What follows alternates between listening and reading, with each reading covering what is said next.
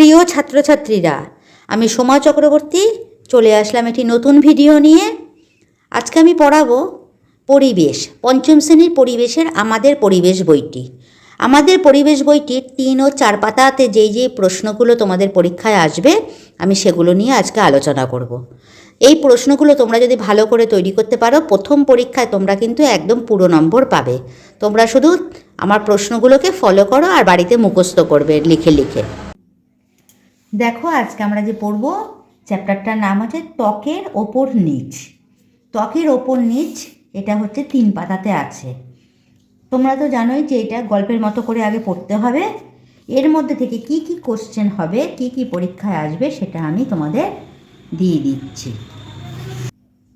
দেখো, প্রথম প্রশ্নটা হচ্ছে ত্বকের কয়টি স্তর। 1 নম্বর প্রশ্নটা আসছে ত্বকের কটি স্তর। ত্বকের 2টি স্তর, ওপরের স্তর ও নিচের স্তর। দেখতে পাচ্ছ লেখা, এখানের মধ্যে দেখতে পাবে সবটাই আছে। ত্বকের ওপরের স্তরে কি থাকে, কি থাকে না। ত্বকের ওপরের স্তরে কি থাকে না, এই যে আমাদের চামড়া বা যে ত্বক আছে দেখতে পাচ্ছ তোমরা, এর স্তরে কি থাকে না, ওপরের স্তরটায় এটাতে রক্ত থাকে না। ত্বকের যে উপরের স্তরটায় কি থাকে না, রক্ত থাকে না। আরেকটা হচ্ছে ভিতরের স্তরে আঘাত লাগলে কি করবে। ত্বকের ভিতরের স্তরে আঘাত লাগলে জ্বালা করবে।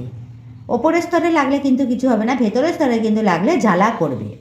পুড়ে গেলে কি হয়, কোনো জায়গা পুড়ে গেলে জ্বালা করে, তখন কি করতে হয়। এই যে পুড়ে গেলে, এটা দেখবে জোড়া প্রশ্ন, জোড়ার না লাইনটা আছে, তাই জন্য আমি তখন লিখেছি। এটা কিন্তু পরীক্ষার হলে আসবে যে পুড়ে গেলে কি করতে হয়। পুড়ে গেলে কি হয়, পুড়ে গেলে জ্বালা করে, আর সেই জ্বালা করা জায়গায় তখন কি করতে হয়, তাই আমি দিয়েছি তখন কি করতে হয়। এটা কিন্তু পরীক্ষায় আসবে যে পুড়ে গেলে যে জ্বালা করে সেই জায়গাটায় তখন কি করতে হয়। তখন ঠান্ডা জল ওই পুড়ে যাওয়া জায়গায় দিতে হয়, ঠান্ডা জল দিতে হয়, তাহলে চামড়ার ভিতরের স্তরে কোনো ক্ষতি হবে না। তাহলে পুড়ে গেলে আমরা কি করব, সেই জায়গাটাতে ঠান্ডা জল দিয়ে জায়গাটাকে ভিজিয়ে রাখতে হবে বা হাতটা চুবিয়ে রাখতে হবে, যেই জায়গাটা পুড়ে যাবে। তাইলে কি হবে না, তো সেই যে চামড়ার যে স্তরগুলোতে কোনো ক্ষতি হবে না। তারপরের প্রশ্ন দেখো, ফোসকা কেন পড়ে। ফোসকা কেন পড়ে, ফোসকা পড়ে কি কারণে। চামড়ার ওপরের স্তরটা গরমে মরে যায়, তখন নিচের স্তরে থেকে জল বেরিয়ে আসে। চামড়ার ওপরের স্তরটা কী হবে, গরমে মরে যায়। কোনো জায়গায় যদি ফোসকা পড়ে, তখন নিচের স্তরটার থেকে কি আসে, জল বেরিয়ে আসে। এই 2টি স্তরের মাঝে সেই জলীয় তরল জমা হয়। ওপরের স্তর আর নিচের স্তর চামড়ার, তার মাঝে কি হয়, জলীয় তরল জমা হয়। তার ফলে জায়গাটি ফুলে ওঠে, তখন ফোসকা পড়ে। 7 নম্বর প্রশ্নটা কি আছে দেখো, বেশি পুড়ে গেলে কি করতে হবে। বেশি পুড়ে গেলে সঙ্গে সঙ্গে হাসপাতালে নিয়ে যাওয়া দরকার। বেশি পুড়ে গেলে কিন্তু অপেক্ষা করতে নেই, তখন কিন্তু কোনো কিছু প্রাথমিক ট্রিটমেন্ট করে তাড়াতাড়ি হাসপাতালে নিয়ে যাওয়া দরকার, আর চিকিৎসকের পরামর্শ অনুযায়ী কাজ করা দরকার। দেখো, আমি এই 3 নম্বর পাতায় যেই প্রশ্নগুলো পরীক্ষায় আসবে সেগুলো আমি তোমাদের খুব সুন্দর করে তুলে নিয়ে খাতায় লিখে আমি তোমাদের দিয়ে দিলাম। এটা তোমরা বাড়িতে খুব ভালো করে পড়বে, খাতায় লিখে লিখে প্র্যাকটিস করবে, তাহলেই কিন্তু এই প্রশ্নগুলো দেখো তোমরা অ্যান্সার না দেখে লিখতে পারবে। আমি কিন্তু খুব সোজা সরল ভাষায় লিখলাম, সে যাতে তোমাদের পড়াটা খুব ভালো মুখস্থ হয়। শুধু মন দিয়ে পড়াশুনো করো। দেখো, 4 নম্বর পাতায় আছে আমাদের চ্যাপ্টারের নাম কোঁকড়ানো ও কালো। এই চ্যাপ্টারের থেকে কি কি প্রশ্ন আসবে পরিবেশের 5ম শ্রেণীর, সেটা এই পরীক্ষায় যেগুলো আসবে সেগুলো আমি তোমাদের এবার দিয়ে দেব। 4 নম্বর পাতায় কি কি প্রশ্ন আছে এবার একটু দেখে নাও। চামড়া কখন ঝুঁকে যায়, পৃষ্ঠা নম্বর 4। বৃদ্ধ হলে শরীরটা ছোট হতে শুরু করে, কিন্তু চামড়া কমে না। চামড়া তো আর বাদ দেওয়া যায় না, তখনই চামড়াটা কুঁচকে যায়। চামড়া কখন কুঁচকে যায়, কুঁচকে যাবে কখন, যখন বৃদ্ধ মানুষের বয়স হবে, তখন ক্রমশ মানুষ ছোট হতে থাকবে আকারে, তখন কিন্তু চামড়াটা আর কমে যায় না, চামড়াটা তখন তার কুঁচকে যায় বা চামড়াটা একদম কোঁকড়ানো টাইপের হয়ে যায়। চামড়ার রং কেন আলাদা হয়? চামড়ার রং কেন আলাদা হয়?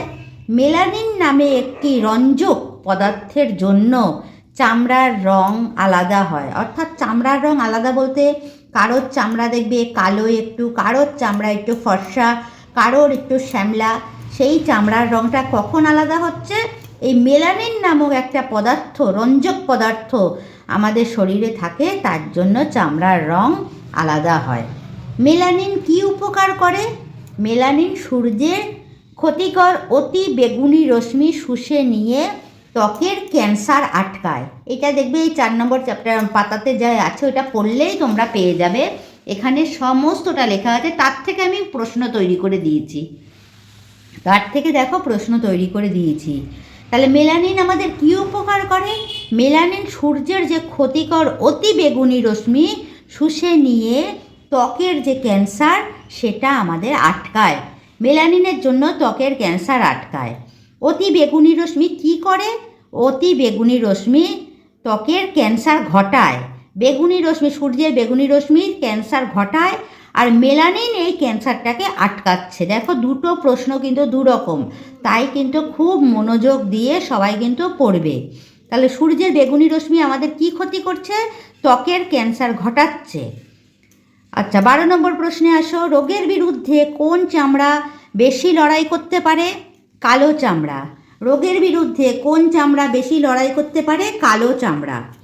রোগের বিরুদ্ধে অর্থাৎ যাদের দেহের চামড়া একটু কালো তারা রোগের বিরুদ্ধে, আমাদের শরীরের যে রোগ প্রতিরোধের ক্ষমতা কিন্তু তাদের বেশি। শরীরে মেলানিন তৈরি করতে কে সাহায্য করে? শরীরে মেলানিন তৈরি করতে রোদ সাহায্য করে, অর্থাৎ শরীরে রোদ লাগানো একান্ত দরকার। রোদ শরীরে মেলানিন তৈরি করতে সাহায্য করে। সাহেবদের গায়ের রং ফর্সা হয় কেন? সাহেবদের গায়ের চামড়ায় মেলানিন কম থাকে, তাই তাদের গায়ের রং ফর্সা। ত্বকে রোদ লাগলে কি হয়? ত্বকে রোদ লাগলে ভিটামিন ডি তৈরি হয়। বুঝতে পেরেছ? এই প্রশ্নগুলো সবটাই এই 4 নম্বর পাতায় রয়েছে। ঘামে কি থাকে? আমাদের শরীরে যে ঘাম হয় তাতে কি থাকে? ঘামে নুন আর শরীরের কিছু বর্জ্য থাকে। নুন অর্থাৎ লবণ থাকে ঘামে, আর শরীরে যেটা বর্জ্য অর্থাৎ যাকে ফেলে দেওয়া হয় সেই বর্জ্য পদার্থটা ঘামের মধ্যে মেশানো থাকে। শরীর থেকে বেশি নুন বেরিয়ে গেলে কি হয়? বেশি নুন বেরিয়ে গেলে মাথা ঘোরা বা অজ্ঞান হওয়ার ঘটনা ঘটতে পারে। অর্থাৎ বেশি নুন শরীর থেকে যদি বেরিয়ে যায় মাথা ঘোরা বা অজ্ঞান হয়ে মানুষ যেতে পারে। এছাড়া দেখো 5 নম্বর পাতার অল্প একটু নিয়ে আমি পুরোটাই শেষ করছি।